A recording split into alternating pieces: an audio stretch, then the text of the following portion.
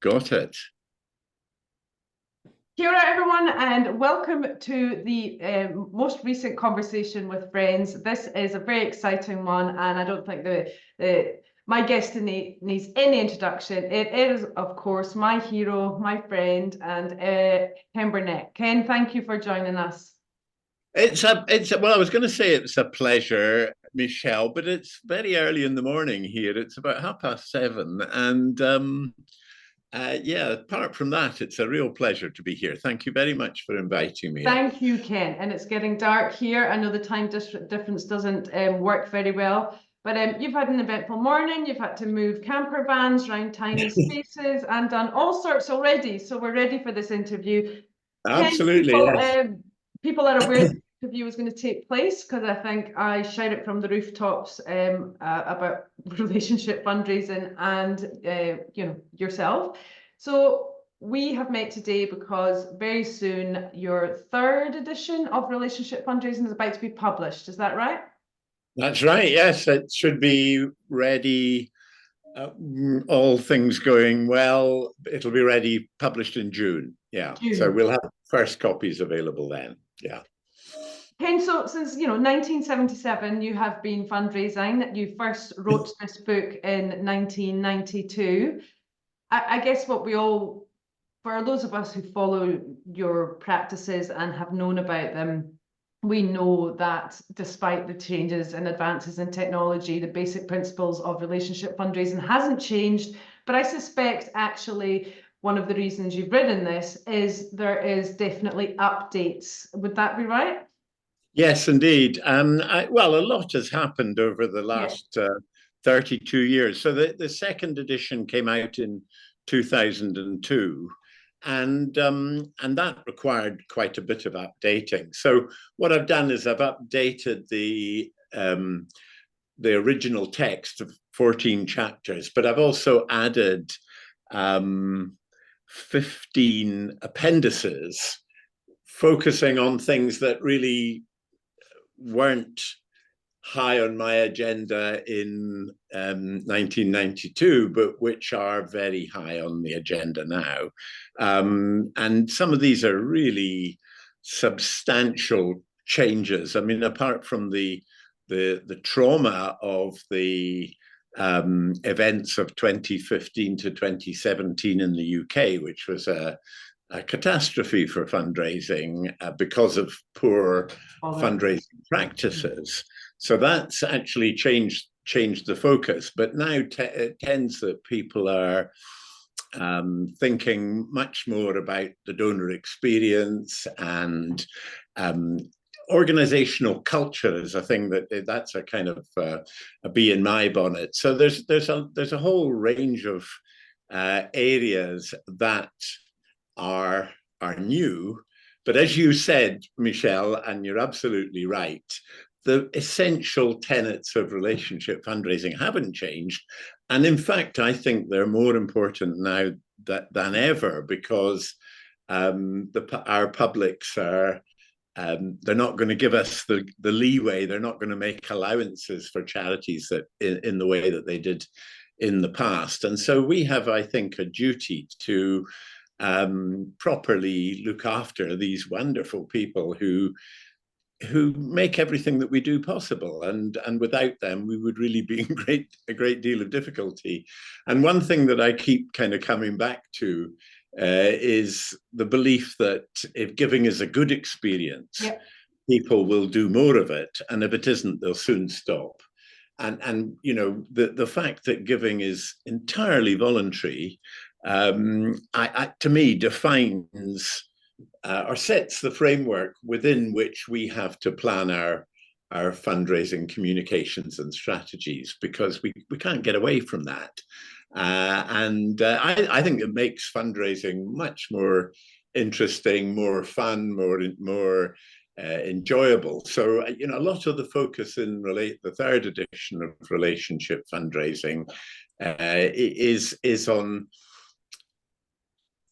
delivering benefits for fundraisers so that they can better deliver benefits for donors. It really is a win-win.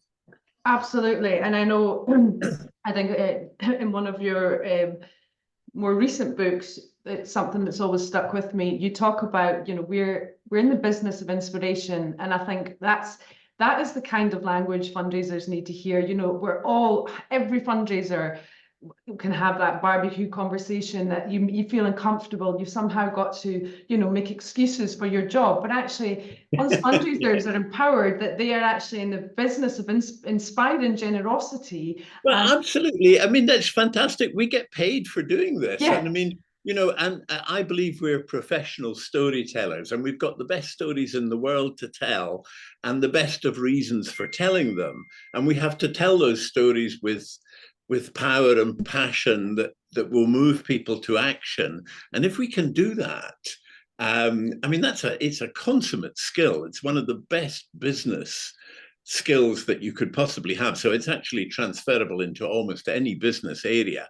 But with fundraising, we really have the resources, life and death issues, the dramas, the human interest that most of our causes, all of our causes, in one way or another espouse. And that makes the whole business of fundraising a tremendously challenging and richly rewarding area. And we need to get that known, because I would love to see a better understanding of the potential of fundraising. In fact, that's a kind of core motivation for me to get this new book, which will, I promise, Michelle, it will be my last fundraising book. As you well know, I'm not just getting over the hill, I'm sort of halfway down the other side. And but it is really important. Yeah, one of the things I was thinking about the other day too was that not the other side of, we know as well through studies as time's gone on, that actually being generous and being generous and what it does for the donor, it help. Now we know that you're happier, you're healthier, you're better rounded relationships, you have stronger relationships and everything. And almost, if we can inspire people who have never given before, hear me out on this, not only are we helping the cause, but we're actually helping that person have all the feelings. And I couldn't agree with you more, Michelle. And as you know, when I was last in New Zealand and Australia, this was a big part of my kind of almost recent discovery of something that I hadn't fully understood. And I think it's still an evolving science, but actually that giving is good for you. Yeah. And we don't make we as a profession don't make nearly enough of this. There's really rich potential. So one of the 15 appendices in the new relationship fundraising is focusing on the benefits for the donor of being a donor. And these are really considerable. And there's also a very wide acceptance in the scientific community, particularly among behavioral scientists, that giving does you good, and it's got all sorts of benefits, a whole range of benefits, and they're really quite fundamental, particularly for people who are, maybe coming towards the end of their working lives, the traditional donors, the 55 plus, comfortably off, getting up to retirement and looking forward, but they're looking forward to an active life now, which is very different from their predecessors 30, 40 years ago. Retirement is not the kind of the beginning of decline. It's actually the best opportunity that will come your way. And we fundraisers have got such a fantastic chance to help people to add meaning and fulfillment to their lives. And I think that's that should promise a very rich future for fundraisers. Absolutely. Even the younger generation. We can tell that right. Even the younger generation, my children, if I can encourage them to become generous philanthropists, generous donors at 25, 30, and know that it will all the benefits it will offer them for the rest of their life, as well as the change they will make to the cause they choose to care about. for me, that is so exciting. It's like, not only can I, if I can inspire you enough to actually become a donor for the first time, and it enhances your life in all of these ways, what a special place to be in. Absolutely. And as you imply, that's a long-term process. It's Yeah. not about quick hits and immediate return. And so, the other aspects of this, I think, are I've spent the last several decades working with not-for-profit organizations, large and small, national and international, and they have they're all obsessed with strategy, Yeah. whereas actually I think they should focus more on culture. Yeah. I mean, yes, you need to have a strategy, but that strategy needs to be embedded in an organizational personality that's really clear and really understood and that stands out. And we've been set such a poor example by our political leaders. I don't know. I imagine Australians and New Zealanders sitting watching Britain now and seeing the likes of Boris Johnson and Liz Truss and thinking, oh my God, and Donald Trump and all these guys. They're setting such an appalling example. And we fundraisers, I think, have to stand for something. And if you don't stand for something, you'll fall for anything, or whatever the saying is. Yeah.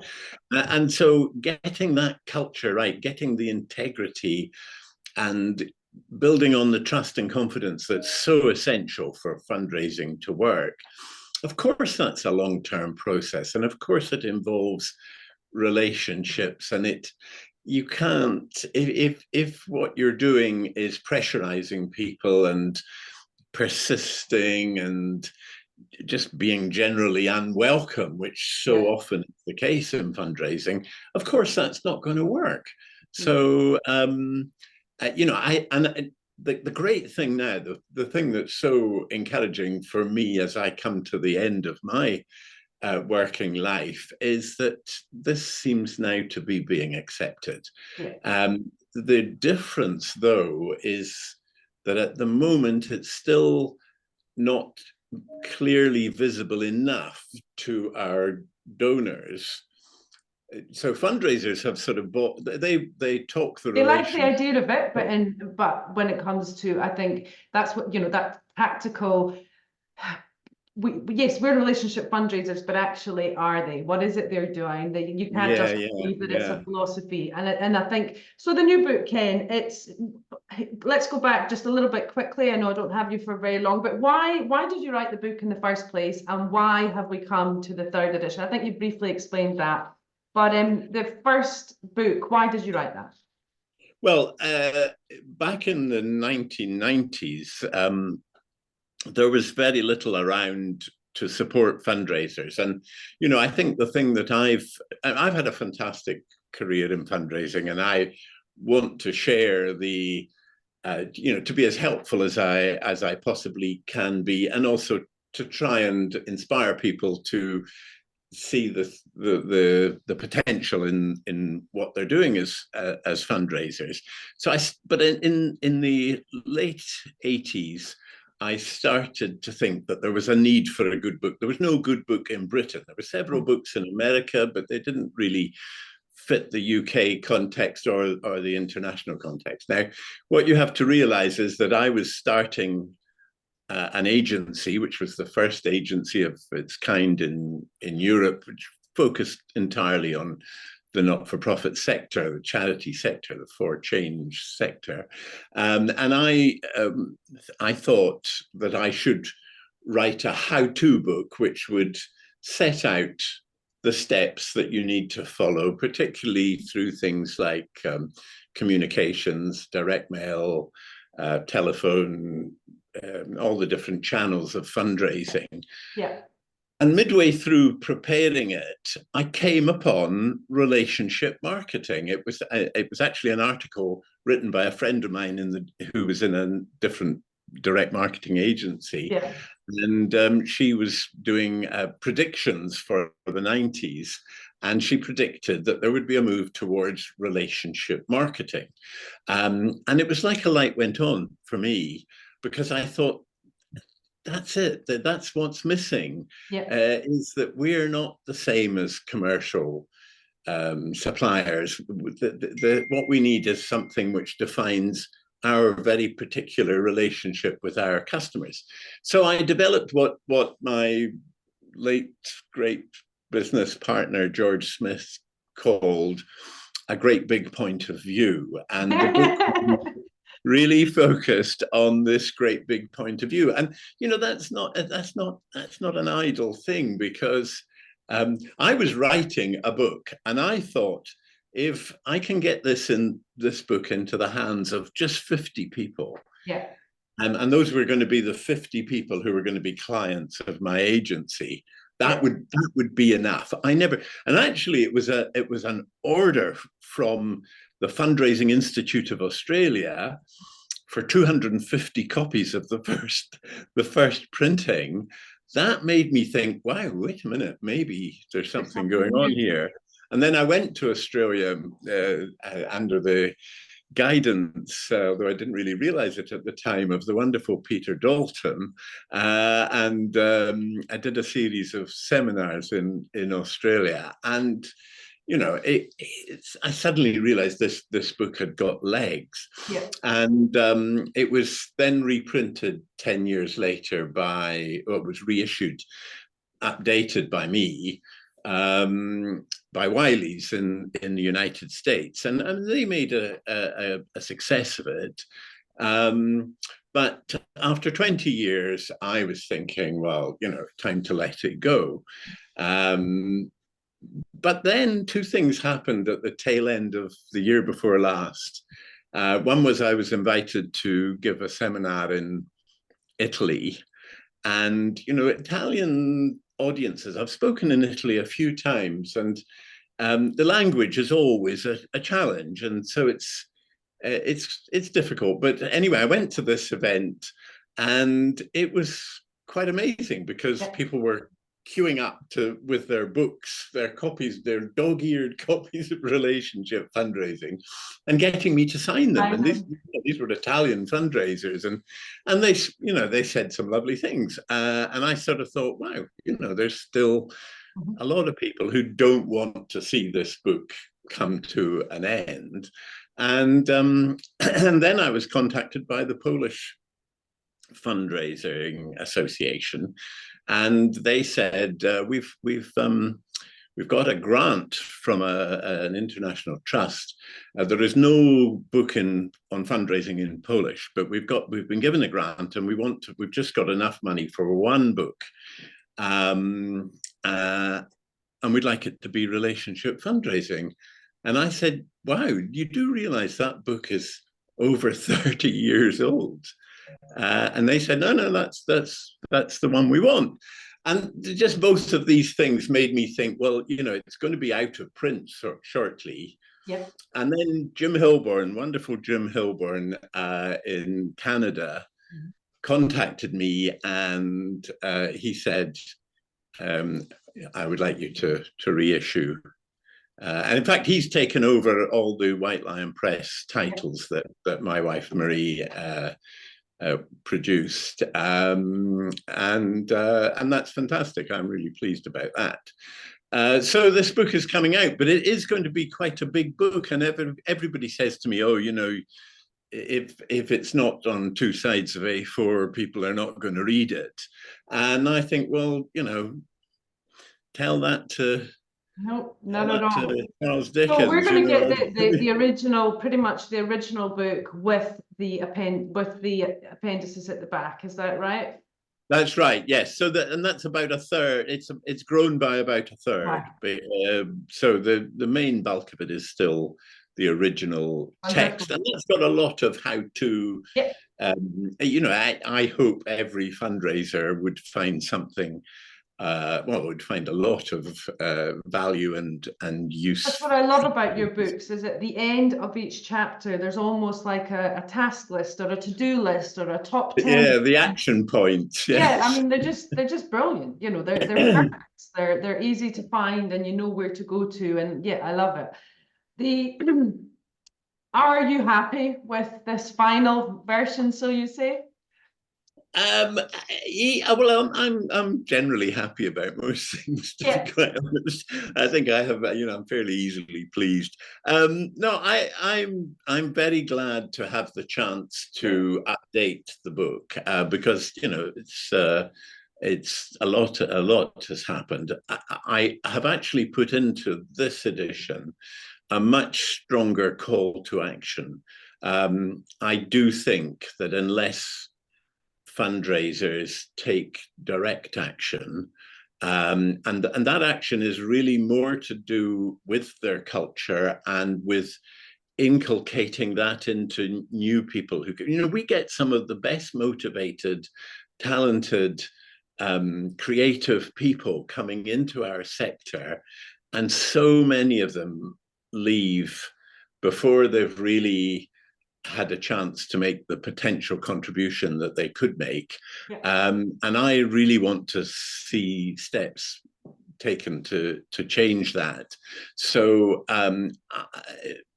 you know, Michelle, about the events that happened in the UK, the so-called Olive Cook Yeah, the scandal. Olive Cook, yeah. Yeah, and the brilliant thing was that when we set up the Commission on the Donor Experience, which was to define this thing that I'd been going on about for a while, of the donor experience, and that's become the kind of cliche. Everybody is talking about delivering a good donor experience, and there was over 2,000 volunteers came forward to help the commission to define best practice in really effectively relationship fundraising. And I'm reproducing at the back of the book in the second last appendix in full the summary document, the 6Ps document from the Commission on the Donor Experience. And it was my job at the time to write that. And it was one of the most difficult jobs to condense down into 8 pages the findings of that fantastic body of people. But that unique coming together of people from the fundraising community, that showed me that fundraisers really care and they really want to get this right. But it's not simple. It's not an easy task. I think it's a very rewarding task, but ours is an exceptionally complex art. It's an art and a craft and a science, all rolled in together. And I think that's what makes the job so interesting. But I would say it's not easy. And yet there are no absolute requirements. People can come in and start fundraising, and they don't need to know anything. And still, far too many organizations in the sector are not giving people the right start. So one of the appendices is about giving fundraisers the right start. If everybody could have the same basic grounding, then I think we would That's be one much of the stronger. reasons I set up the fundraising nest was I strongly believe that if we had been looking after our fundraisers as well as we know how to look after donors through good relationship fundraising, we would have a much happier, healthier, more fruitful sector. And I worry it's come a little bit too late too. We need to start looking after our fundraisers and loving them the way we love our donors, because absolutely, Michelle, that's music to my ears. I'm delighted to hear you saying that, because I think that's one of the focuses of this third edition, is that I did try right at the beginning to define what it means to be a fundraiser.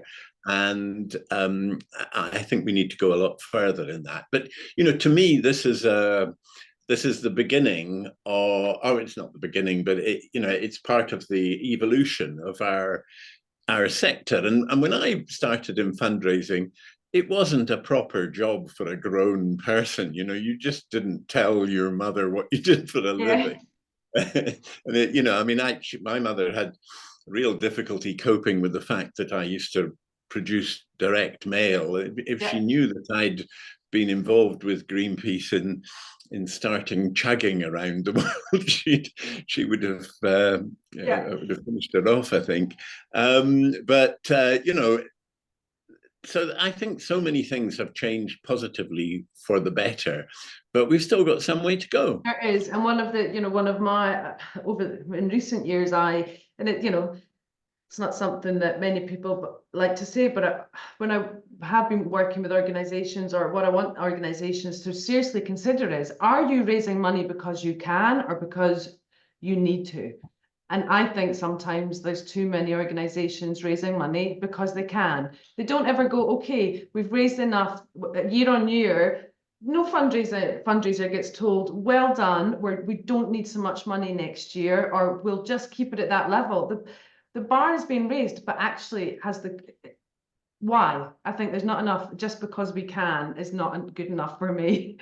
Well, I think that's a symptom of a wider problem, which is that for so many organizations, fundraising is set off to one side, and the senior leadership team and the board of trustees don't they just really look for it to provide them the money. It's all about, you go away and do your grubby little money raising things, and what we want is more money than we had last year, and then more money the following year. And that's got to change.